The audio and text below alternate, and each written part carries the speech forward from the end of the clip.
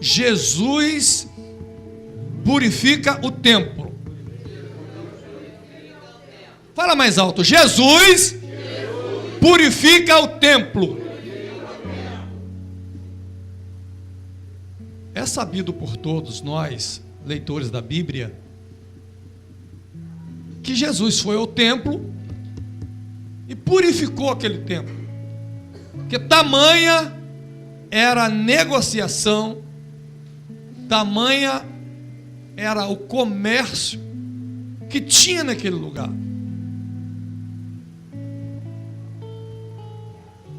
Vocês sabem quantas vezes Jesus foi ao templo e purificou o templo? Quem sabe? Quem sabe? Quantas vezes Jesus foi ao templo e purificou? A gente acha uma vez, né? Porque a gente vê em filme Jesus ir lá fazendo isso uma vez. Mas na verdade foram 2 vezes. Foram 2 vezes. E sobre isso que eu quero falar. Por que Jesus foi 2 vezes? Da primeira não ficou bem clara?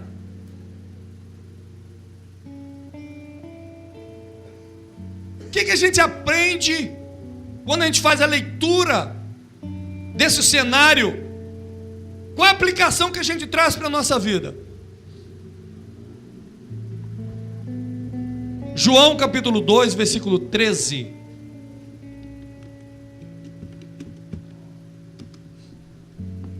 A gente entende, muito conhecido esse texto, João capítulo 12. Estando próximo à Páscoa dos judeus, subiu Jesus para Jerusalém e encontrou no templo os que vendiam bois e ovelhas, pombas e também os cambistas assentados.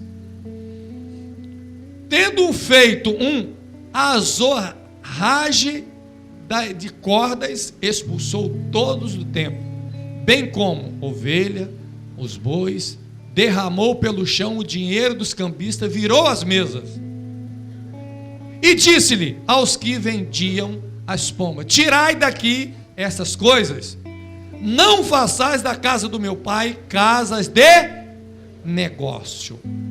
Tá bom até aí? Irmãos, esse texto a gente vê sendo apresentado. Eu tenho o João como um grande teólogo na ilha de Pátimo, e que escritor, discípulo, e ele apresenta Jesus como filho de Deus, apresenta para um grupo de cristãos. Enquanto os evangelhos sinópticos ou sinóticos, que está mais relacionado a Mateus, Marcos e Lucas, eles trazem Jesus, apresenta mais Jesus como a narrativa e os seus feitos. Claro que também vai apresentar Jesus como Filho de Deus para grupos distintos do que João, teólogo, discípulo, servo de Deus. A visão de João é diferenciada. Nos 4 evangélicos você vai ver a questão da entrada triunfal de Jesus em Jerusalém. Em Mateus, Marcos e Lucas, em sequência vem ele entrando no templo e purificando. Isso está relacionado ao final do seu ministério. Em contrapartida disso, João, logo ele descreve cronologicamente a Cristo no início do ministério de Cristo.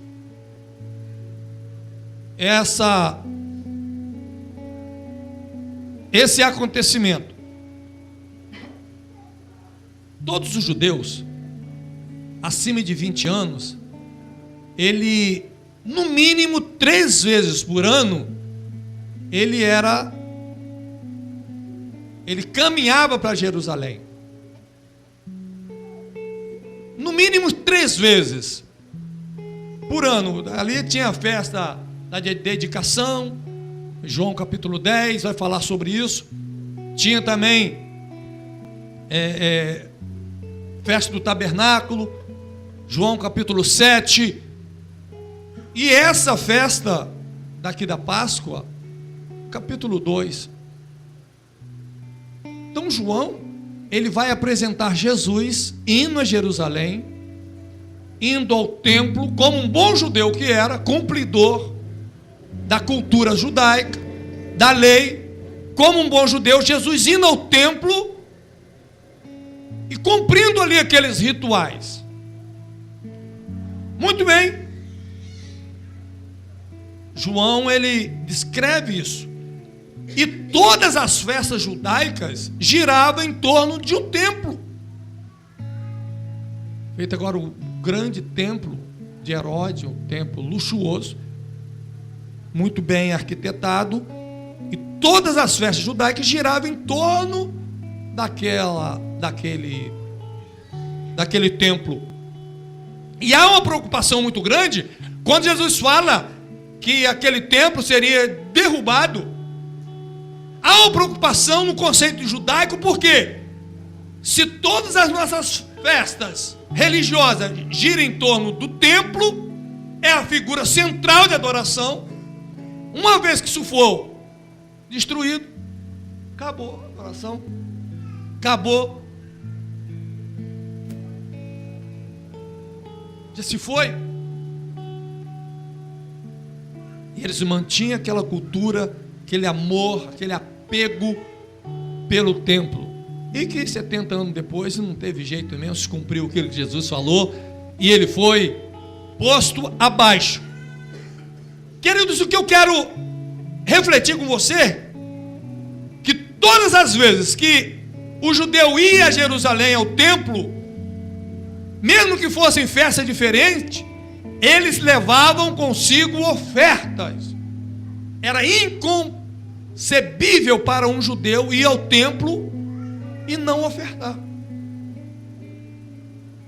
Toda vez que um judeu ia ou vai ao templo, ele prepara a sua oferta antes. Ele leva a sua oferta. Mas nessas festas, as pessoas, as famílias que moravam longe de Jerusalém, ao caminhar para Jerusalém, era sacrificoso. Imagina aquela família que ia andar quilômetros. A locomoção não era de carro, era no lombo de jumento, pois por ser uma terra muito árida, atravessar deserto tinha que ser no lombo de camelo, no lombo de jumento. Era um animal resistente, cavalos. Era uma viagem difícil. E alguém que ia levar um sacrifício para Deus no templo, e algumas das suas ofertas, como animais, enfraquecia no caminho, ficavam doentes, e quando chegava no templo, agora não podia ofertar, porque na lei falava que para ofertar a Deus, sacrificar a Deus, tinha que ser o melhor, e não uma ovelha doente. Com isso, pessoal, alguém viu uma oportunidade de oferecer por alguns trocados, por algum dinheiro, uma oferta que a pessoa pudesse dar ao templo. Fazer isso onde? De que maneira? Precisava de um lugar. Você coloca aí 2 milhões de pessoas em uma cidade, e durante semanas há um revezamento de pessoas vindo ao templo, de animais chegando ao templo. Precisava de um espaço grande, próximo ao templo, para que o adorador, ao chegar, pudesse ofertar a Deus uma oferta boa. Eita! surgiu uma oportunidade de negócio aí. E no tempo de Jesus, no ministério de Jesus, você vai ver duas figuras como um sumo sacerdote, coisa que só era permitido pela lei, um sumo sacerdote. No tempo de Jesus, havia dois, Anás e Caifás. Diz Caifás sendo um genro de Anás. A verdade é que Anás, nesse tempo, já não exercia mais a função, mas era alguém influente, um ex-sumo sacerdote, mas alguém influente na cidade, no templo. E agora ele permite que utiliza-se um espaço do templo para que pudesse ter ali animais, seja pombo, seja ovelha, seja um bezerro, para que alguém pudesse chegar de terra distante, trazendo aí o seu dinheiro, comprava a sua oferta que lhe agradasse aos olhos para oferecer. E até também quem trazia, não era permitido fazer oferta com dinheiro romano ou grego, era oferecido oferta em prata, mas prata judaica ou tirianas, porque ele tinha uma fiel, era melhor, era maior a pureza da prata. Lembrando que a oferta sempre deve ser a melhor para Deus. Então, se alguém trouxesse moedas romanas ou gregas ou egípcia, ali precisava de uma casa de câmbio para que pudesse trocar aquelas moedas pela judaica, porque a prata era pura. Muito bem, houve-se uma necessidade. Anás, agora, vendo essa possibilidade de atender, até então parece ser algo bacana, né? Positivo, queria ajudar. O problema, pessoal, que o lugar onde levaram as pessoas, os animais, para esse tipo de atividades. No templo, tinha um compartimento, a parte externa, chamado Pátio dos Gentios. Fala comigo, Pátio dos Gentios. Não era dentro do templo, era pátio. E deixa eu te falar, meu irmão, pátio de igreja, de templo, sempre costuma dar problema. Eu estou no evangelho há muitos anos, nasci no evangelho. O pátio da igreja tem que ser bênção. Mas o que eu já vi de confusão, de disse-me-disse, tem muita gente que sai do culto e perde a bênção lá no pátio, né, meu irmão? Quantas vezes depois da bênção apostólica a gente vê gente perder tudo que conseguiu aqui na hora da adoração, lá fora as pessoas perdem. Até então o projeto de ajudar pessoas que vinham de longe, beleza, como o projeto da cantina. O projeto da cantina, né, pastor, foi criado para que pudesse atender aquelas pessoas que viessem de longe, não vinham cedo para a escola dominical. E às vezes a escola dominical, eu conheci muitas pessoas que moravam distante das suas casas. A escola dominical era de manhã, não dava para voltar em casa. Eles ficavam por ali no pátio, trabalhavam, e à noite tinha, à tardezinha, um lanchinho para que esses irmãos pudessem lanchar, porque ficavam na igreja. Hoje a gente marca escola dominical uma hora antes do culto, mas é tão penoso, é tão sacrificoso que não dá para vir, Nelson. E quantos nossos irmãos iam para a escola dominical de manhã, passavam o dia lá, porque o domingo é do Senhor, é primícia. Domingo é do Senhor, entenda isso, meu irmão. É a primícia, é o primeiro dia da semana, então dê ele para o Senhor. Mas dentro desse dia que é do Senhor, a gente dá o mínimo e acha que está abafando. E o que a gente viu em algumas igrejas? Meu irmão, tem igreja aí que o lanche é mais caro do que numa lanchonete. Foge o propósito.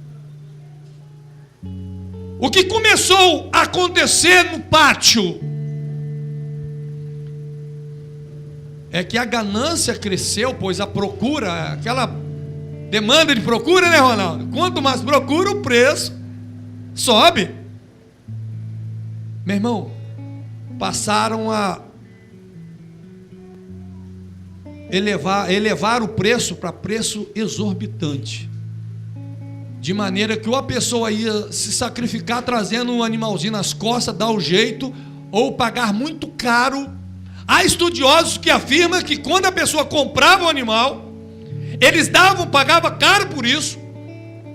O sacerdote dava a volta, dizendo que iria sacrificar, ia lá, pegava um outro sangue, aspergia, ofertava, mas aquele animal que era lindo e perfeito, era repreendido. Alguns teólogos, estudiosos afirmam isso. Tamanha estava sendo a enganação, a profanação naquele lugar. E agora,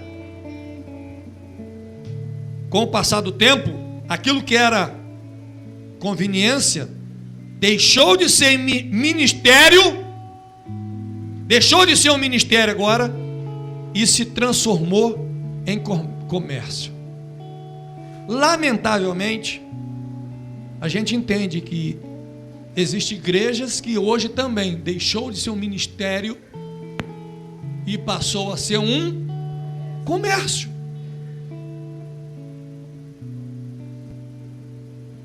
Bem verdade isso.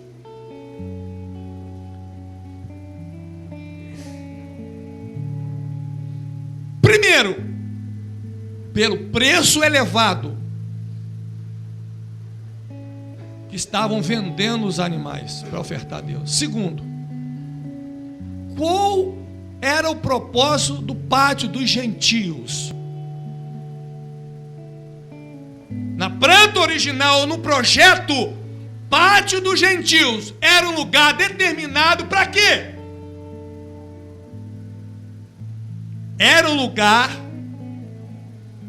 que os judeus iam ao encontro dos gentios, por isso o pátio dos gentios, e naquele pátio, onde os gentios tinham acesso, gentios a todos aqueles que não eram da nação de Israel, não era judeu, era de outra nação, de outros povos, gentios. Era um lugar no templo onde eles tinham acesso. Os judeus agora saíam para apresentar Deus, falar do Deus vivo e verdadeiro. Ali era a oportunidade que as pessoas que não conheciam a Deus tinham o privilégio de conhecer sobre o Deus verdadeiro. Aquela pessoa que era excluída da sociedade, no pátio dos gentios, ele agora tinha atenção, ele tinha um abraço, ele era abordado por alguém que ia falar do Deus que o ama e que lhe dava oportunidade de conhecer a sua presença. Pátio dos gentios era a porta de entrada para alguém conhecer a Deus, para aquele que era excluído ter acesso agora a Deus. Mas o comércio tirou agora essa possibilidade. Será que hoje nós vemos isso acontecer, pessoal? Será que a gente vê lá nesse cenário aqueles que tinham acesso e conseguiam entrar no pátio dos gentios, aqueles que iam ali em busca de uma verdade, não estavam mais encontrando ali. Ficavam por ali, mas não era abordado em nenhum momento por alguém apresentando Deus. Ouvia-se muito em comércio, em venda, em troca, em câmbio, em dinheiro. Mas e Deus? Não se falava mais. Simplesmente lá no templo já tinha um discurso religioso preparado, e lá era falado. Nós, como igreja do Senhor Jesus, a gente precisa estar muito atento a isso, querido. Porque a palavra de Deus não pode ser falada simplesmente no altar, no templo. Nós fomos chamados para ir ao encontro dos gentios. Nós, como igreja, nós precisamos ir ao encontro das pessoas e apresentar o Deus verdadeiro. Mas por que não estamos fazendo isso mais? Sabe por quê? Porque estamos preocupados em ganhar dinheiro. Estamos preocupados com as finanças. Estamos preocupados com os nossos interesses. E os gentios, eu estou no templo, eu vou no templo. Ali também tinha judeu, igual hoje acontece. Pessoas que se pensam nele e vão até no templo. Mas dedicar a ir aos gentios, aqueles que precisam do conhecimento de Deus, necaticatibiriba, não tem mais.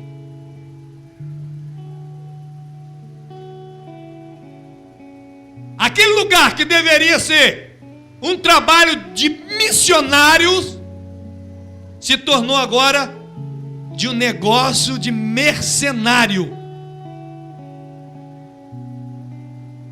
Estão vendo o rumo que isso tomou?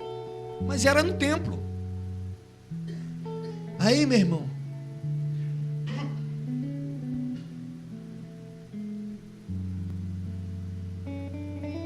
aquele lugar que era para dar oportunidade ao perdido, ao incauto, é tirado disso deles. Ei, deixa eu te falar uma coisa. Deus te chamou para ser um missionário.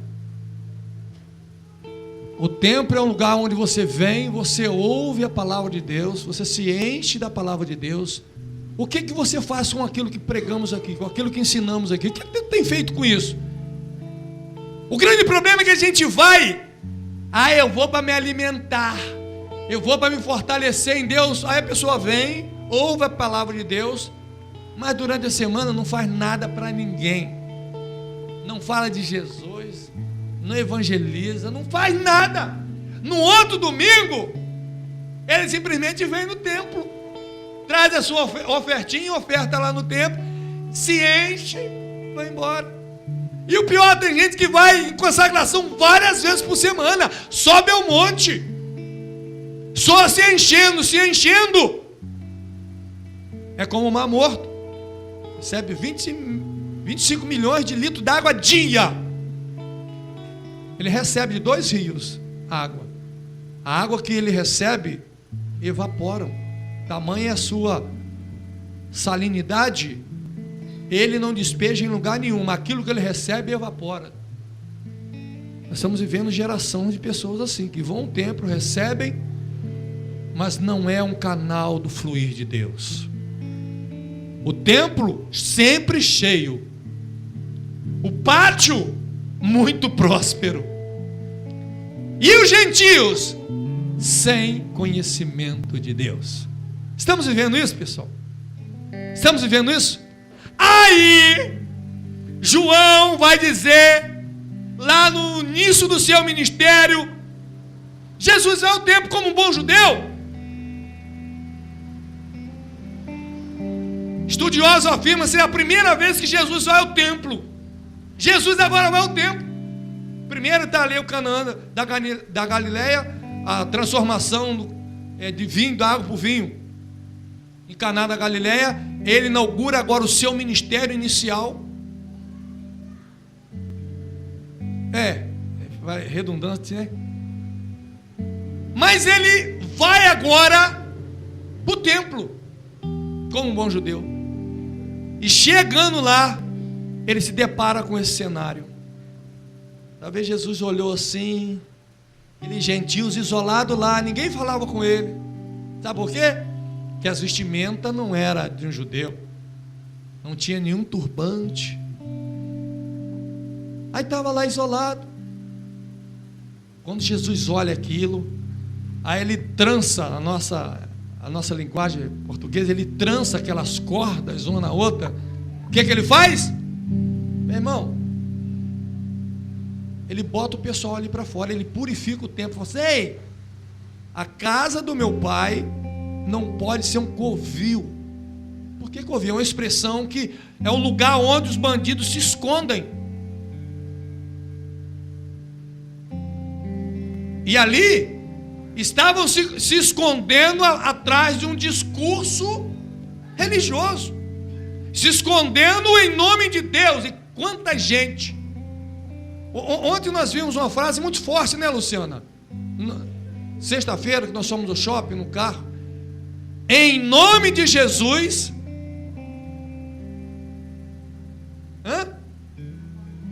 Acontece muita atrocidade. Negócio assim. E quantas pessoas já mataram em nome de Deus? Quantos estão matando em nome de Deus? Quantos estão roubando em nome de Deus? Quantos estão enganando em nome de Deus? Jesus vai ali, meu irmão, não aceita isso. Ele mete chicote em todo mundo. Infelizmente, isso está acontecendo hoje. Porque o amor pelas almas, sair daqui, meu irmão, e lá para Itaboraí,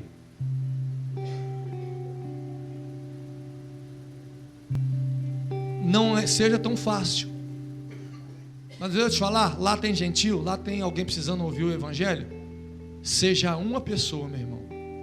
Se eu vou lá em Itaboraí, mesmo se não tem ninguém dentro da igreja, mas se eu tenho a possibilidade de pregar o evangelho e através do som, alguém na casa ouvir a palavra de Deus, meu irmão, eu quero é pregar o evangelho, seja para uma pessoa, 2 pessoas ou 3 pessoas. Nós precisamos ter amor e o encontro de pessoas, é sair do templo. A igreja, o nome da igreja é Eclésia, saídos para fora. Precisamos evangelizar mais, e é um encontro do perdido, do pecador. E por que não fazemos isso? Porque estamos preocupados com o templo e com finanças, e a finança sempre vai atrapalhar a adoração. E muita gente presa a finanças, números, e a adoração, a obra de Deus vai ficando em segundo plano. Ninguém dá um glória aí não, pessoal? Ajuda aí. Antigamente, quando a gente ouvia uma mensagem dessa, a gente falava assim: fala, Jesus! Hoje em dia a gente prefere: não fala não, Jesus.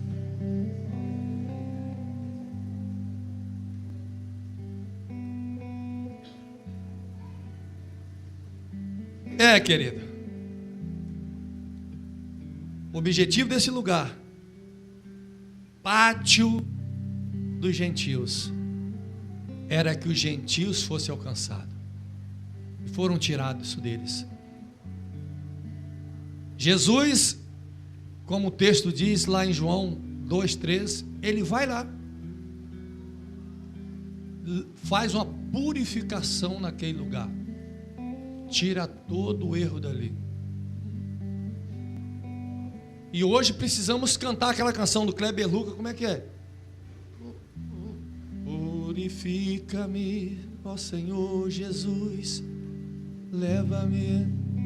Purifica-me, Senhor Jesus, leva-me lá no Santíssimo. Diga assim: eu não sou merecedor desse amor, mas sei que tua graça me basta.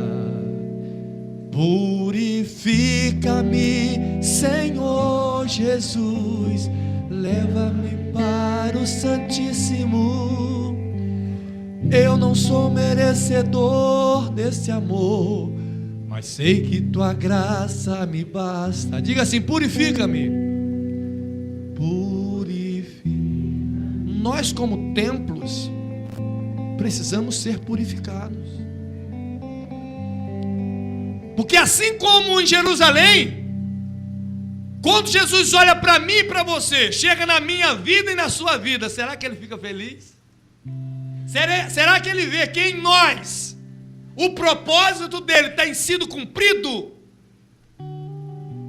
Ou será que ele olha para nós e vê assim, vou ter que purificar, isso aí vai ser no chicote? Por isso Paulo escreveu dizendo assim, ó, Deus dizendo, eu, o Senhor, corrijo a todos quanto recebo por filho. Ei, meu irmão, tem hora que Jesus precisa meter o chicote mesmo em nós, bater com vontade, porque estamos sempre errando, meu irmão. Aquilo que é para a gente fazer da maneira certa, a gente não faz. A gente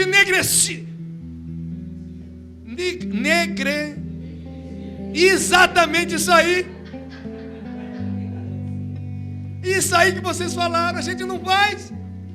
Deixa para lá. Aí tem hora que Jesus vem mesmo, irmão, e manda o chicote. A gente sai da igreja, tem dia, meu, com o lombo ardendo, né, meu irmão? Porque é a palavra de confronto. Muito bem. Foi a primeira vez que Jesus esteve lá. Qualquer Bíblia de estudo, qualquer a Bíblia de estudo, por mais simples que seja, vai falar que isso aí foi a primeira vez que Jesus esteve ao templo. O ministério de Cristo foi 3 anos.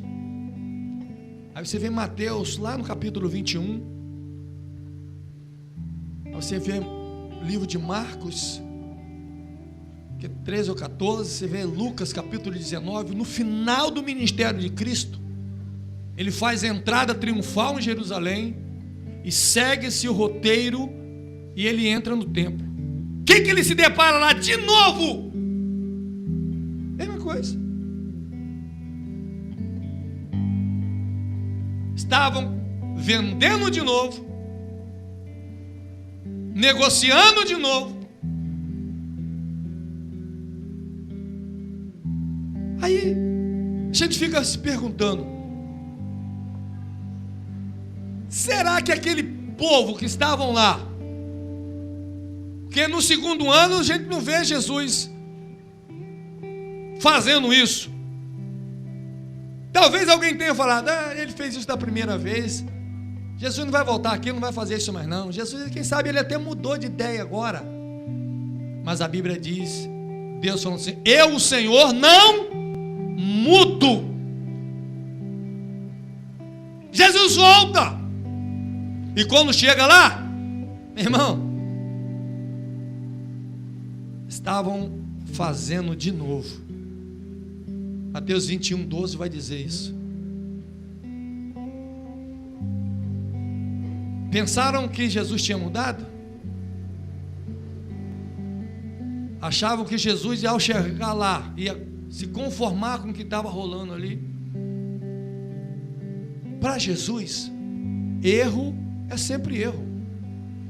Pecado é sempre pecado. O grande erro do ser humano é achar que a Bíblia Sagrada, ela precisa agora se modernizar. A palavra de Deus agora precisa ser relida. Porque aquilo que era pecado absoluto, agora é relativo.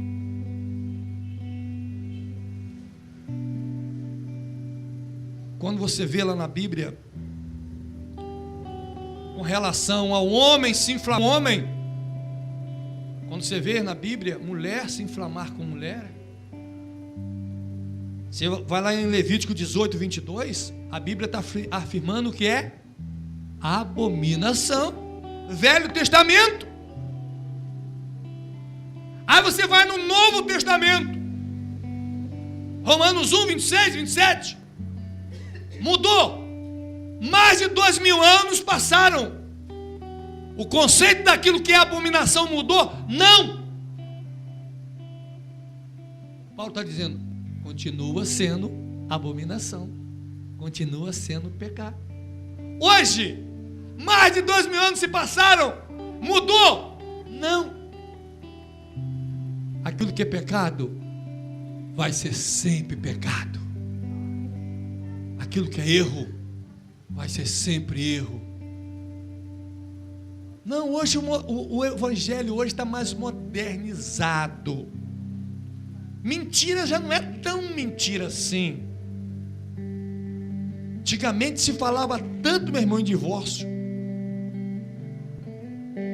Deus, e a Bíblia fala, se tem algo que Deus odeia, sabe o que é? Divórcio. Hoje em dia, pastores casou a segunda vez, não deu certo, casa a terceira. Mas por quê? Não é mais pecado? Não é? Deus já não odeia mais assim? A desobediência, fornicação, prostituição, adultério. Deus agora mudou? Ele aceita numa boa? Jesus vai ao templo pela segunda vez. E quando vê aquelas pessoas fazendo a coisa errada, Jesus quebra a cadeira, quebra a mesa, expulsa todo mundo, purifica o templo de novo, meu irmão. Quantas vezes forem necessário, Jesus vai te confrontar. Mesmo que você tenha que ouvir todo domingo aqui desse púlpito, meu irmão, se conserta. É dele, faz isso porque ele te ama. Ele não quer que você se perca. Não tem prazer nenhum que você se perca. O prazer dele é que você se arrependa e você se conserta. Por isso, Jesus ele sempre vai ao templo. E aquilo que está errado precisa ser consertado.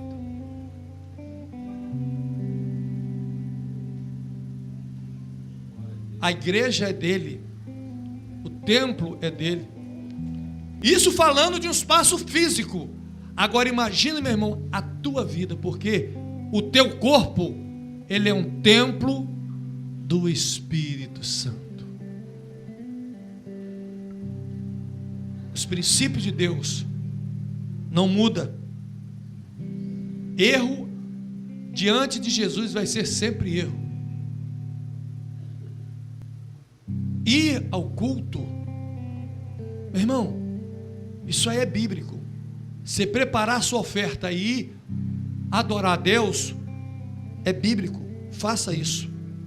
Vai ao templo, venha ao templo, oferte, entregue o seu dízimo, dá o seu culto e adoração a Deus. Deus vai te encher de graça, de glória, de força, vai te encher dele, e você vai sair do templo para ser um canal do fluir de Deus. Não deixe as finanças, meu irmão, bagunçar a sua vida ministerial, não. Tem templos aí que tem se corrompido, se vendido. Me preocupa tanto, e nós temos esse desafio, nós temos um terreno que precisamos construir. Mas nós aqui, como obreiro, esse ministério tem uma responsabilidade.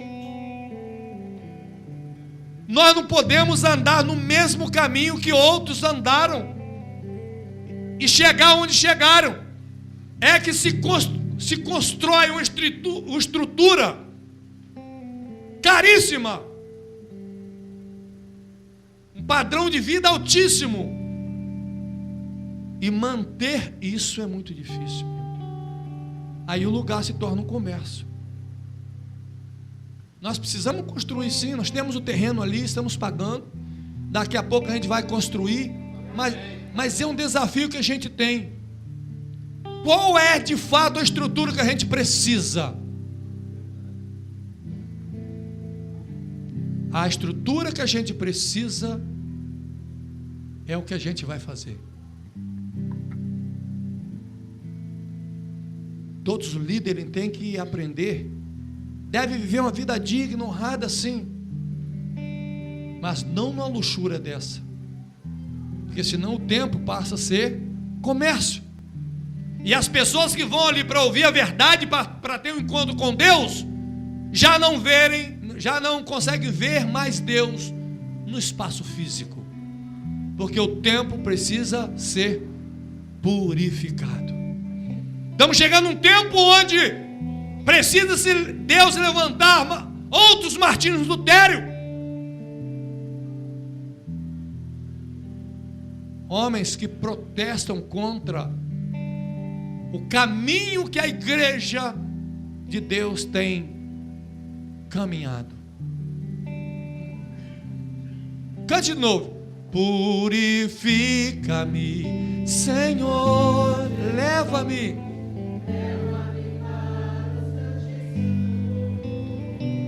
Eu não sou merecedor desse amor, mas sei que tua graça. Ei, você aqui, como templo, como casa de Deus, seja essa oração uma realidade na sua vida. Não se deixa corromper pelas finanças, pelo dinheiro, pela ganância. Não aquilo que é mais rico na sua vida, que é a presença de Deus. Isso pode acabar. Pode até ter dinheiro, mas não tem a glória de Deus. Encontra-se que um daqueles ajudantes, um grande arcebispo, diz: como Deus nos abençoou. A nossa igreja já não é mais como aquela de Pedro e João, que falava: não temos prata, não temos ouro. Hoje não. Hoje a nossa instituição tem prata e tem ouro. Aí esse ajudante do grande arcebispo falou assim: de fato, a igreja de Pedro e João não tinha prata, não tinha ouro. Hoje nós temos prata e temos ouro. Porém, nós não temos algo que eles tinham, porque eles tinham o poder de Deus e nós perdemos. Muitas instituições cheias de ouro e prata, mas já não tem a presença mais de Deus. Tem muita gente aí cheia da grana, mas seco por dentro. Meu irmão, Jesus, ele continua indo aos templos, e quando ele chega lá, o que ele tem encontrado? Hoje ele está caminhando e está indo na sua vida, no seu templo. O que ele tem encontrado ali? Alguém que não tem tempo mais para buscar a Deus? Alguém que corrompeu o seu ministério? Ei, a tua vida precisa ser uma vida impoluta, ou seja, sem poluição externa. Senão, meu irmão, a gente vai se vender, trocar aquilo que é santo por aquilo que a traça rói, aquilo que o ladrão rouba. Como está o seu templo hoje? Porque Jesus está aí em você. O que Jesus está enxergando aí no seu templo? Você chega aqui atrasado, ou quando vem, já não dobra o joelho antes, já não ora, já não busca Deus, já não jejua mais, já não lê mais a Bíblia, mas quer viver uma vida plena em Deus. Não vai viver não, meu irmão, desculpa. Não vai viver. Deus tem tantos dons do teu Espírito para derramar com a sua igreja, mas Paulo fala: buscai com zelo. Se você não buscar com zelo, não vem, meu irmão. Agora, eu quero terminar, eu quero pedir você para ficar de pé.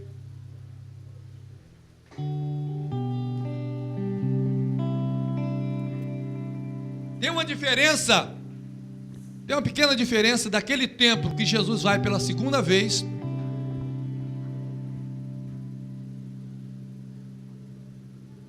para essa segunda vez que Jesus vai vir, porque Jesus já esteve aqui uma vez, mas ele prometeu voltar.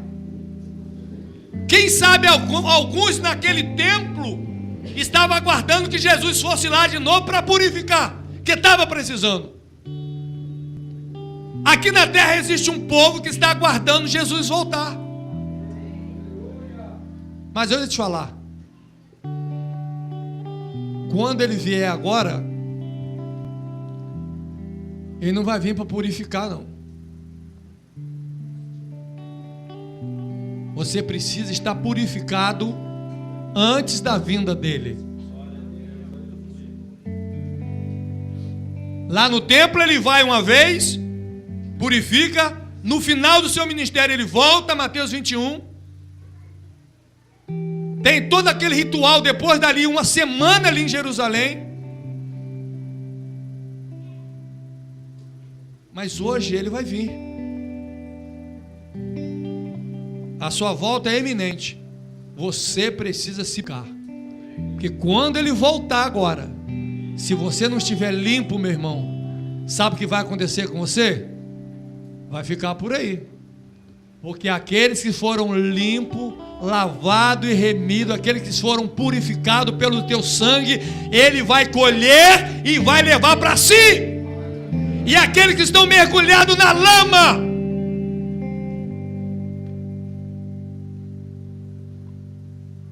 vão ficar por aí. O texto, a Bíblia fala: quem é limpo, purifique-se mais ainda, limpe-se mais ainda. E quem é sujo? Infelizmente, a gente tem visto as pessoas, em vez de se arrepender, estão se sujando mais ainda. É tempo de sermos limpos. E o tempo de sermos limpos é agora. Por isso ele derramou o teu sangue lá na cruz do Calvário, para nos limpar de todo o pecado. Porque ele vem de novo. Ele vem. Ele vem. E quando ele vier, meu irmão, qual é a forma que ele vai te encontrar? Vendido? Corrompido? Quero chamar o Ministério do Louvor. Vamos adorar o Senhor. Vamos pedir ao Senhor que nos lave, nos purifique, nos limpe. Para que, se Ele voltar daqui a pouquinho, encontre as nossas vestiduras mais alvo que a neve. Que infelizmente, meu irmão, Ele vai reprovar muita gente, porque não se preocupa em se lavar, em se limpar. Eu quero que você vá para casa refletindo hoje, um coração contrito, porque esse o Senhor não despreza. Coração aquebrantado, o Senhor não despreza. Leva-nos em paz, Senhor. Conceda-nos, ó Deus, uma noite agradável na Tua presença, uma semana produtiva, mas também, Senhor, uma semana na Tua presença. Guarda-nos, ó Deus, cubra-nos com Teu sangue, Teus anjos, Sua espada desembainhada. Preserve a nossa vida, Senhor, que nós queremos ir ao templo para Te adorar, e não vir ao templo para barganhar contigo, Senhor. Me dá isso, Senhor, que eu te dou aquilo. Queremos ir ao templo para Te adorar, Senhor, em espírito e em verdade. E que o grande amor de Deus, que a graça salvadora, que o perdão de nosso amado Jesus Cristo, e que a grande comunhão e consolação do Teu Espírito, aquele que nos faz do Seu templo, seja com cada um aqui, para aquele que de fato tem lavado as suas vestes no sangue do Cordeiro. E se você é uma dessas pessoas que rejeita o mundo, rejeita o pecado, e está favorável ao Senhor, e vai deixar Ele te limpar, te confrontar, se esse é o seu sentimento, diga amém.